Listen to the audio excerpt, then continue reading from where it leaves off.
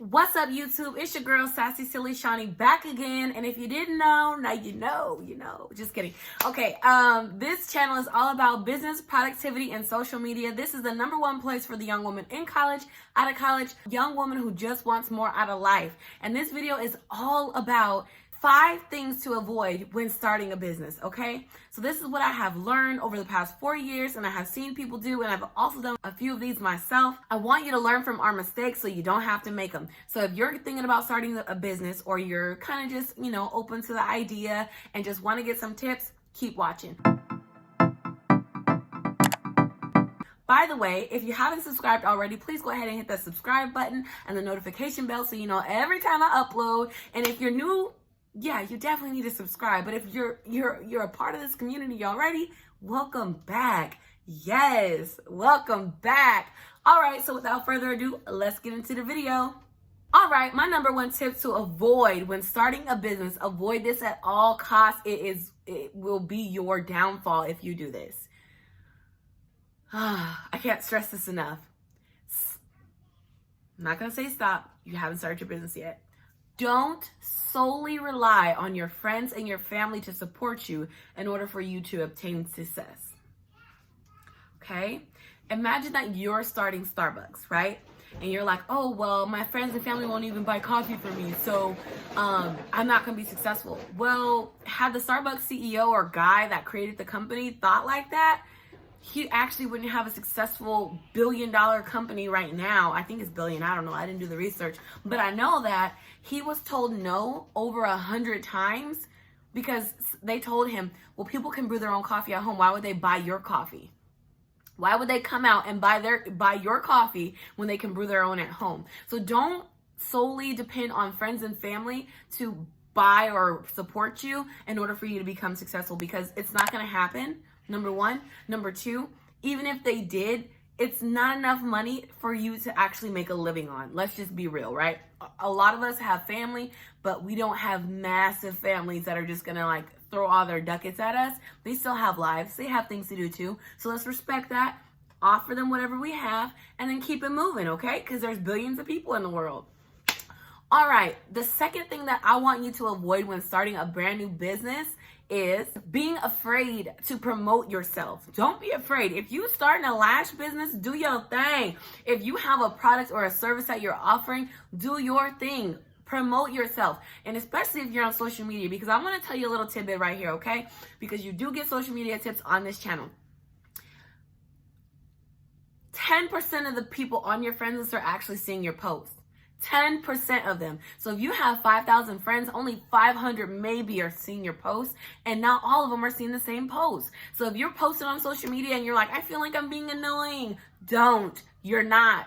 A lot of them are not even seeing your stuff. So keep doing it. Keep promoting yourself.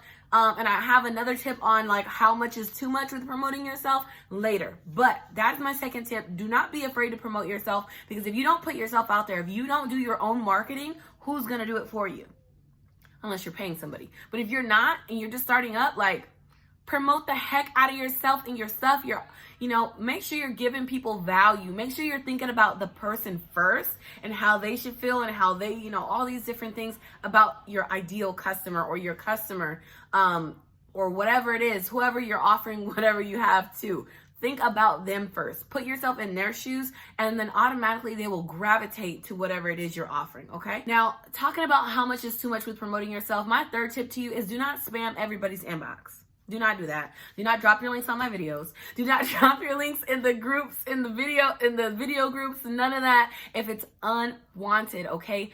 You don't want that. You don't want to be that person. Oh my gosh, she's such a spammer. Oh my God, it totally looks like they copied and pasted this message and sent it to me. And if you did get a script, because maybe you're in network marketing, or just like we have call centers. Call centers also have scripts. I worked at a few call centers. I had scripts, but I also put my little spin on it.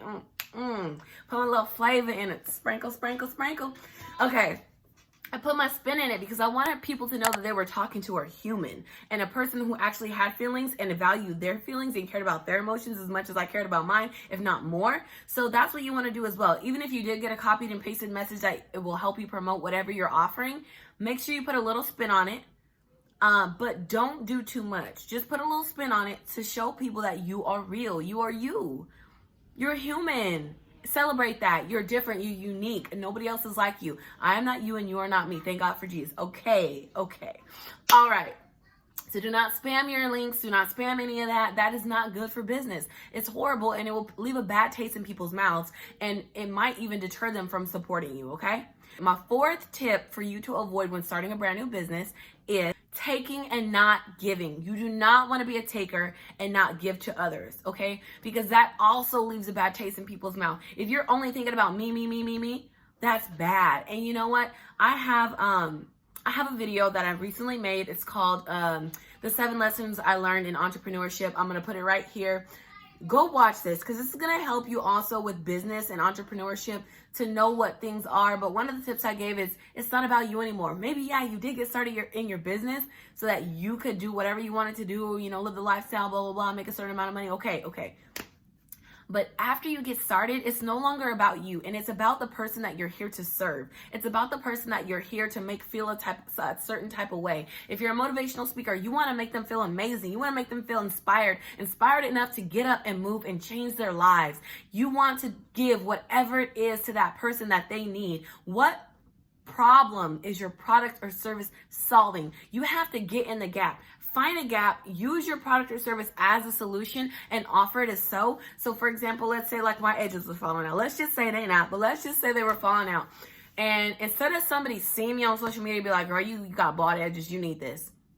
Maybe they would come and say like, hey, I see that, you know, you take a really big pride in your hair, and I have some products that you may or may not be interested in. One of my top sellers is, you know, helping your hair to grow, specifically around the edges. It's a miracle cream. Everybody loves it. If you're open to getting info, that'd be awesome. But if not, no worries. I just thought I would offer it to you because I see you take great pride in your hair. Okay, now, if you have hair products, don't spam me. I'm not losing my edges, okay? I still have my edges.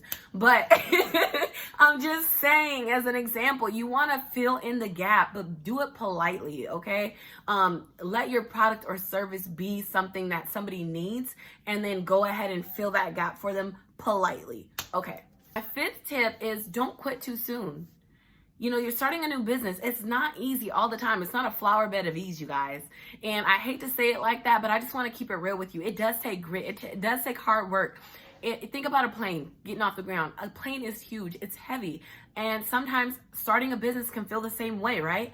But if a plane just goes and it just kind of like slows down and it goes and it slows down and it goes and it slows down, or maybe it's just going at a consistent pace, but it's not increasing speed, it's never going to get off the ground. And businesses are the same way. You have to go consistently, but go quicker. You're learning, you're failing forward. That's okay. Don't quit too soon, because if you do, you're losing out. You really are. You don't know if your company is going to make you thousands of dollars. You don't know if it's going to make you hundreds of thousands or millions or billions or trillions. You just don't know yet. You don't know.